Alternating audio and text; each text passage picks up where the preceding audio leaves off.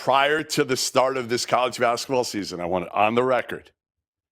Who is going to be the number one pick in 2026 NBA? When we're talking about this a year from now, is there a guy who's going to separate themselves, Rob, as the clear cut? Because right now, I don't think there is.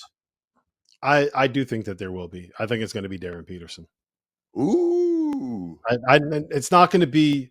So it's very clear this year that Cooper Flagg has to be the number one pick, right? And I don't think it's going to be at the same level. Like, I don't think we're going to be saying this is the Darren Peterson draft. I think it's going to be similar to 2021 when it was, Anthony Edwards and LaMelo Ball at the top of the draft. And everyone was like, yeah, you probably have to take Anthony Edwards number one. But it wasn't like this obvious thing where it was a no-brainer where you spend the entire time you're tanking for Darren Peterson. I think you're right that the top 4 or 5 in this draft is going to be really good. I think there's a non-zero chance it could also end up being Carlos Boozer, Cameron Boozer, right? Like, you watch Cameron Boozer play, then you watch Paolo Banchero play, and I'm not saying that they're the same player, but I'm not saying that they're like that far apart. Well, he's not explosive like Paolo. Right. He's just not as Paolo explosive. Paolo didn't really develop that until like junior, senior year. Like, all I'm saying is that Cameron Boozer, I think, is going to be a guy that impresses a lot of people.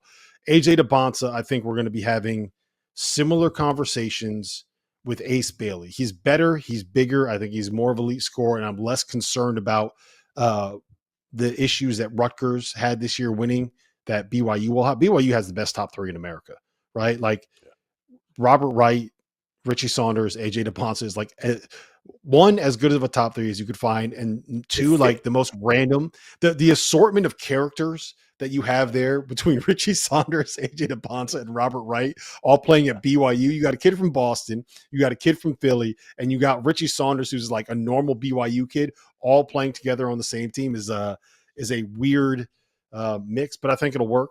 But I think it's going to be like those will be the 3. Who am I? I'm missing one guy. Koa Pete? No. Nate Ament? Nate Ament. Well, Nate Ament might be in that. He might be in the discussion. He might be there. His upside is high as shit. I agree. I want to see it translate to the college level because of how he's very. But even if it doesn't, even if he doesn't put up the same numbers as those other 3, which I don't think he will. I don't. I think you're going to look at those 3. They're all going to average 17-ish a game, 20, somewhere in that range. Nate Ament is not going to do that, but you're going to see glimpses, and people are going to look at him and be like, holy shit. Like, once he puts on some weight, who knows what he can be. Yep.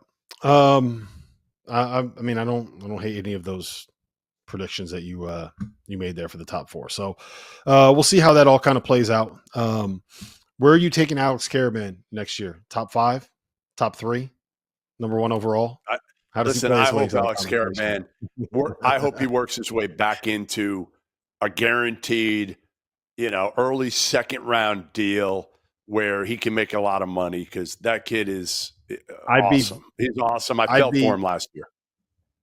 All right. So Sam, the comparison I'll make, and this is like completely tangent. I don't know how I ended up here. I always end up on UConn stuff, but I don't see how Alex Karaban can't have the same career that Sam Hauser is having when he gets to the NBA. Right? Yeah, like that's just kind of the you see what that role is. Like, exactly who he's going to. You got to be on the right team for that. You got to be on the right team. All right. Yep.